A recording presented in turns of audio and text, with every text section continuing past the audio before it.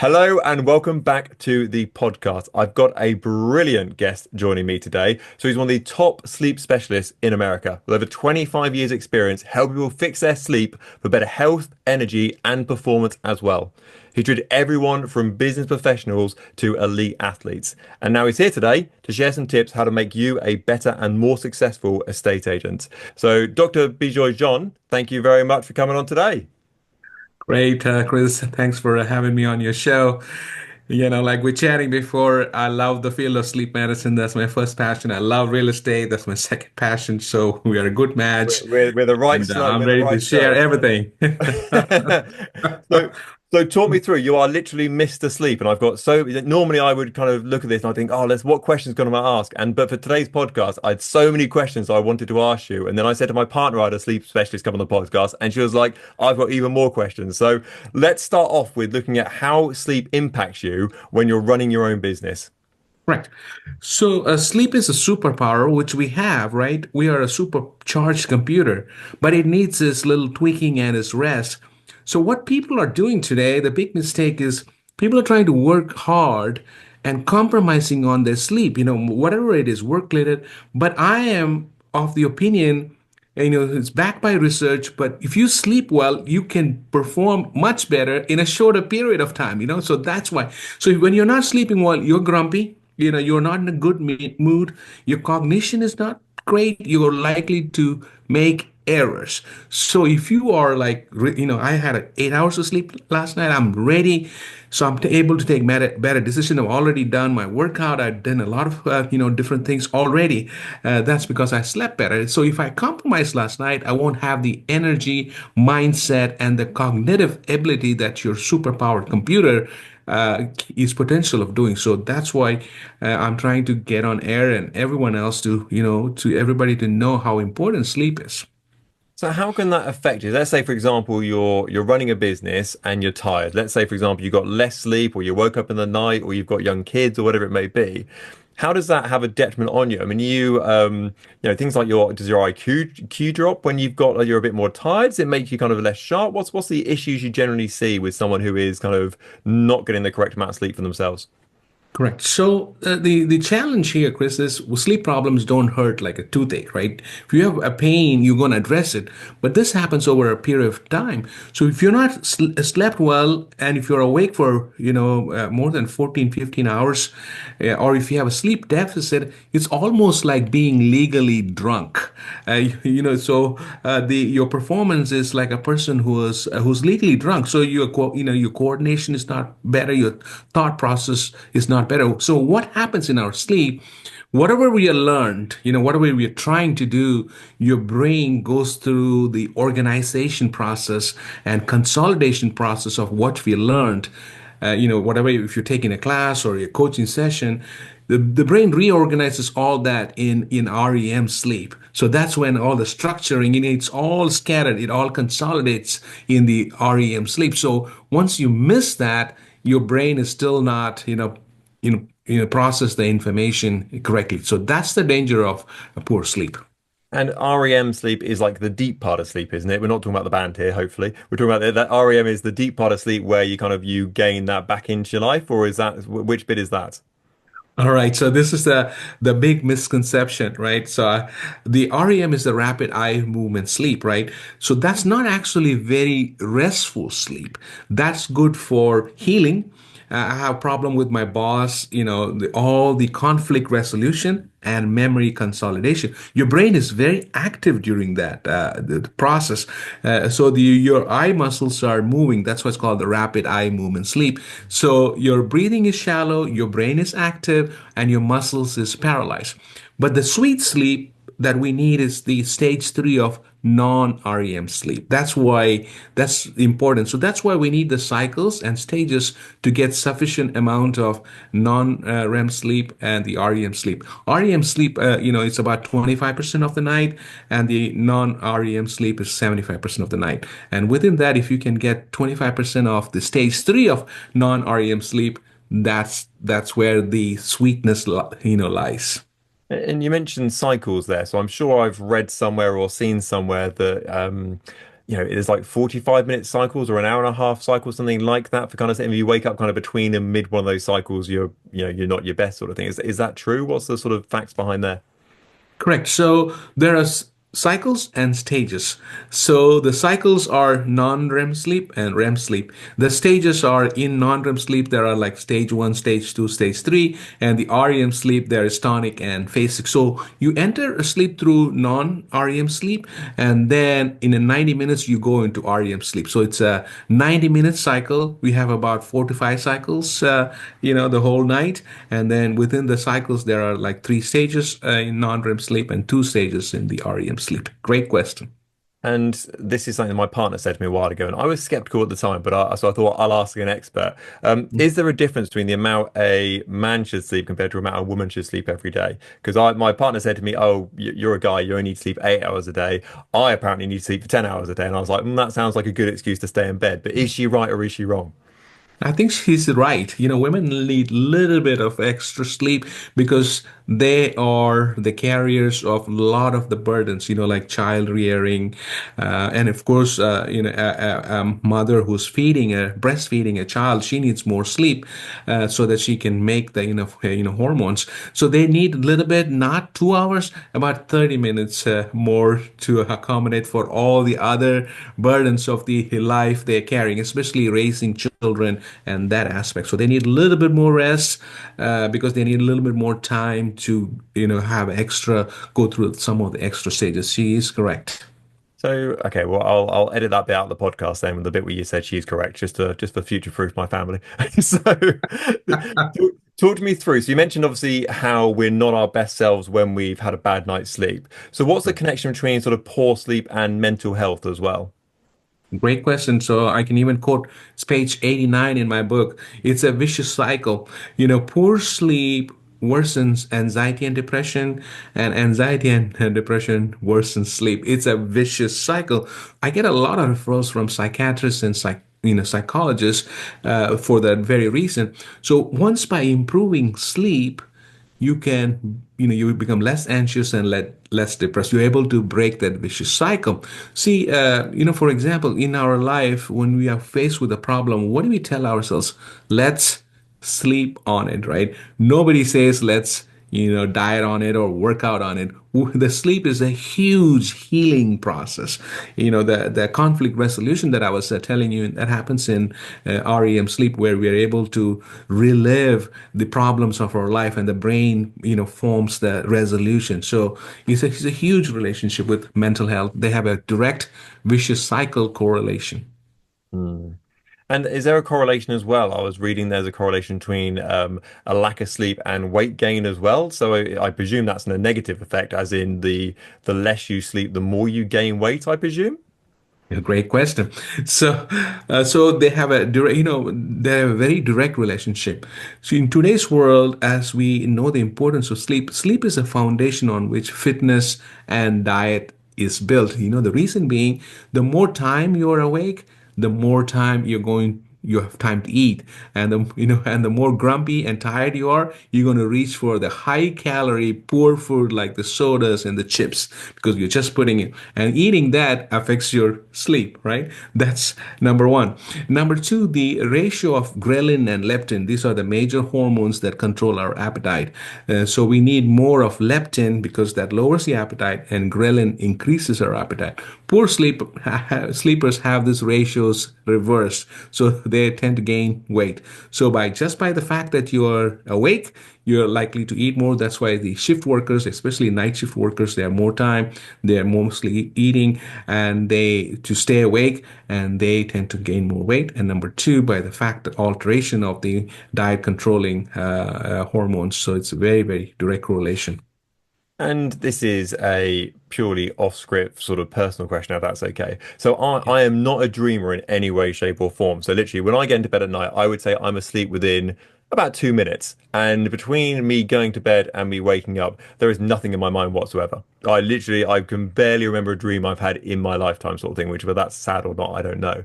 Whereas my partner, on the other hand, has dreams all the time. She's a big Yes. dreamer. She has, Often she will wake up in a bad mood with me because she's like, "You'll never guess what you did last night, and you ran off with the milkman and whatever else it might be." And I'm in a bad, I'm in the bad books for a day for doing nothing wrong. Is there a sort of downside to dreaming a lot at night? Does that kind of make you tired because you're thinking about your mind going all night, sort of thing, as opposed to myself that doesn't dream so much, or am I just dreaming still? I'm just forgetting about it.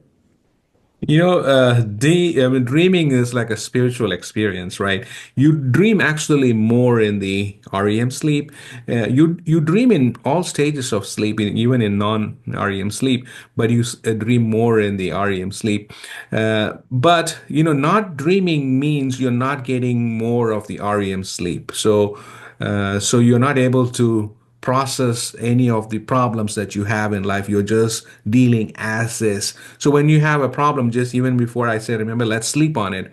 I think you are a person who resolves everything without you're not getting the sleep to heal you. So some people don't need it. It only tells me you probably don't have more REM sleep. Hmm. Okay, interesting. Thank you. That was an off-script question, but I thought, while I've got you here, Yeah, I'm definitely going to ask you sort of thing. yeah, please So, feel free. so talk me through. So, you've got your seven proven steps to improve people's sleep because lots of people listen to this and they're nodding along, going, "Yes, I'm tired, and yes, I'm a bit grumpy if I haven't got my night's sleep, etc." So, what are the stages people can go through to improve their sleep day after day? Right. I have an acronym for that. It's called the Sleep Now. Your listeners can write it down. It's called SLEEPNOW, and have an academy called, Sleep Fix Academy, so people can learn that without seeing a doctor. So I can quickly go through all this, or I can hit a few of the highlights. Which one do you want to do? Yeah, go through. Yeah, we want to go through the main highlights, the quick wins. Let's go for that. People can listen and go, actually, that's Right. a quick change I can make, and it's going to Yeah. improve my life very quickly.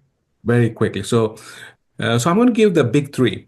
So what happens is most complaints I get is I can't shut my mind in the bed. My mind's racing.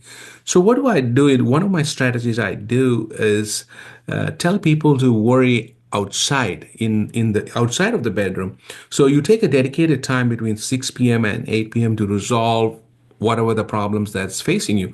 Even for this interview, I was making sure, my notes are ready, my time's ready. I'm done by 8 p.m. I'm not able to think about it because I'm not going to take it to my bedroom.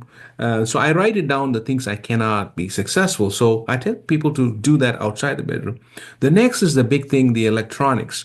So when you bring the electronics into your bedroom, what happens is it's a trigger. The text messages, you want to look at your emails, you want to look at the likes. And plus, when you wake up in the middle of the night and you look at the phone and that it's 2 o'clock, it's 3 o'clock, oh, wow, it's only 3 o'clock. So cognitive activity increases. So I leave my phone outside the bedroom. So I tell people when you're entering your bedroom, it's like while walking into a metal detector at the airport, it should beep. It should be like, wow, I'm not going to bring my worries into bed. I'm not going to bring my phone into bed. And also everybody knows the light from the phone is telling your brain is still daytime. So those are the two things. And then the third important thing, so now you've prepared your mind to give it a rest. And then when laying in bed, so you're giving a chance. I tell people to forget reality. So I use this technique called vivid imagination. I've been practicing that in my own life for 30 years. So when I lay in bed, I'm not thinking about the bills or the employees or my book or my course, whatever. I'm thinking about the last, the cricket match I saw, where I would have done a different, decision as a captain, or the show I watched, or the tennis game. So I'm going into the abstract, not reality. So these three techniques, living, scheduled worry time, leaving your phone outside, and then when you lay in bed, thinking about something not real, and that you form the abstract and storyline, and this will improve your sleep quality by at least 40% by just following these three strategies. The rest of the seven strategies I have in my book. And also, when you set an alarm and keep your phone outside, you literally have to go and turn off the phone. If you have it close to you, you're like, let's just hit the snooze button and go. So that also helps. So those are my big three. And is there a difference between the way you wake up? So, for example, historically in our household, we used to have, just phones going off effectively, which is quite abrupt and vibrating and noises and whatever else it might be. But now we have kind of like one of the gradual lights things that kind of lights up the Mhm. room eventually, and kind of birds start cheeping and whatever else. And it's kind of like about a half-hour process for kind of the light to kind of turn from not a lot to quite a lot sort of thing. Can that help with kind of your coming out of sleep state by having that sort of gradual awakening as opposed to like it's 7 o'clock and the alarm bells are going off? So if you prioritize sleep between 10 p.m. and 6 a.m., uh, what happens is the non-REM sleep or the sweet sleep happens earlier in the night. As the morning breaks in, like 3, 4, 5, you have more of REM sleep. That's why your heart rate's going high, your blood pressure's high.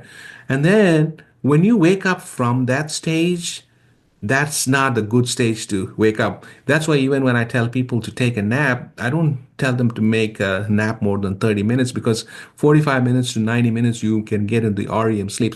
So gradual awakening, if you need a gradual awakening, that means you have a sleep debt and your time is off, you're sleeping later. Sudden normal awakening should work for most people who prioritize sleep between 10 p.m. and 6 p.m. I set my alarm at 6 a.m. beep, first ring. Sometimes I even wake up before the alarm. So for good sleepers who prioritize sleep, dramatic, alarm will be good. But for others who are going to bed late, and then you are in this, the REM stage where your body's paralyzed, you need a slower awakening because you don't want to be jolted out. And that's why even during naps, when you wake up from REM sleep, you're in a bad mood because you're somewhere dreaming, your body's paralyzed. You don't want to do that. And you mentioned sort of napping there. Is it Mhm. recommended? Is it better to have kind of one big sleep, so like 10 till 6, for example? Or is it better for you, hypothetically, to have like an afternoon nap or an evening nap and then go to bed in the evening? What's sort of because I personally find whenever I've tried to like nap in my life, I'll wake up after 20 minutes and I'll feel like I've been run over and I'll feel a lot worse after having a nap. And I kind of feel like I've only got one good sleep in me a day, sort of thing. So therefore, I'll do everything in my power to stay awake until it's kind of time to go to sleep. Is it beneficial to have that one sleep, or should you be kind of napping occasionally? That kind of doesn't mind too much. Naps are very scientific. It's good for you. So what happens, your body is something called the circadian clock. It's about 24 hours and 30 seconds. It's almost similar to the clock that we have. So what happens around 2 p.m., the sunlight is off the peak and the chemicals to help us sleep is building up. So around that 2 p.m., the body as goes through a natural dimming process. That's why all over the world we have tea time, siesta, and so we know our body. So napping is excellent. I recommend naps, but provided you are napping for the right reason to accommodate your body's low time. But if you have a sleep debt or a sleep deficiency, then you nap for a longer period of time and that's going to affect your sleep at night. So if somebody comes to me suffering from they don't sleep well, I tell them you cannot nap because I'm trying to build the sleep pressure so that sleep consolidated at night. But regular people who are healthy, I highly recommend a nap. And if you get up groggy, you should be energized after a nap. If you are waking up groggy and in an irritable mood, that means you're operating out of a sleep debt. So you might be not having the best quality of sleep at night. Mm.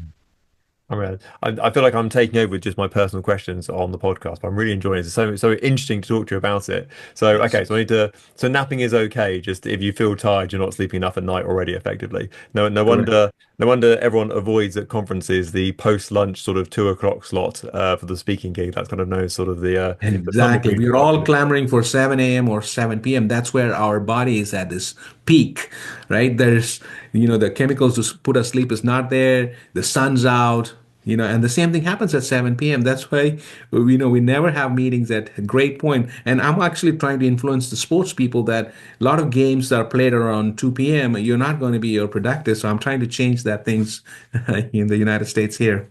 And talk to me about people switching off, because in estate agency, especially the self-employed world, there's always a bit of a grey line between when work finishes and sort of play starts in the evening sort of thing. People are like, oh, I'll just check my phone at 8 o'clock and I'll just reply back to this client. I'll just do this sort of thing. How much time does your body need to kind of switch off. So they go, okay, I'm now sort of relaxed and ready for bed. So therefore, it's okay to, be on your phone, for example, up to 8 o'clock as long as you're going to bed at 10 o'clock, for example. What sort of time allowance do you need sort of padding there? I recommend 1 hour, but in today's world, it's not possible. But at least 30 minutes prior. The from the phone we get two senses. Once the direct effect of the light telling your brain it's still daytime, and also the information overload. So we got to give it a break. So because when we enter the bed, you have to be resting. Your mind and your body should be in a in a position, in a state of like a trance mode while you're entering it. So what happens with our hustle culture? We want to hustle our way into sleep. Sleep is a dimmer. You have to work at it. It's a slow process, right? So I would recommend 30 minutes prior to going to sleep. Be off all your gadgets. Next, and I watched the Brian Johnson, who's the guy who wants to live forever, is probably the tagline. And I watched his thing about sleep, and obviously he's got like the pitch dark room. He doesn't eat after a certain time. And he's got kind of like perfect score on his Whoop sort of thing. Mhm. And I thought that guy takes it seriously. Mhm. So thank you for today. So if people want to learn more about how they can improve their sleep and kind of get better at that part of their life, which affects us all. How can they get in touch with you, see what you do? What can we do on that side? Yes, for my passion is to first educate people about the superpower, which is free within ourselves. So when you do that, you can be better version of ourselves in all fields. So I decided the best way is to write a book. It's a best-selling book. It's called "Nobody's Sleeping: The Seven Proven Sleep Strategies." It's available on wherever books are sold. And also, I have an academy called SleepFixAcademy.com where I give all the latest in my podcasts and my interviews on TV and little tidbits. Plus, I go on many podcasts, and then people can just Google my name. And so I want everybody to sleep well and be well. Fantastic. You've been a brilliant guest. You've solved many arguments in the web household, to say the least. So thank you so much for coming on today. You've been absolutely brilliant. Thank you so much. Thank you. I really appreciate you having me.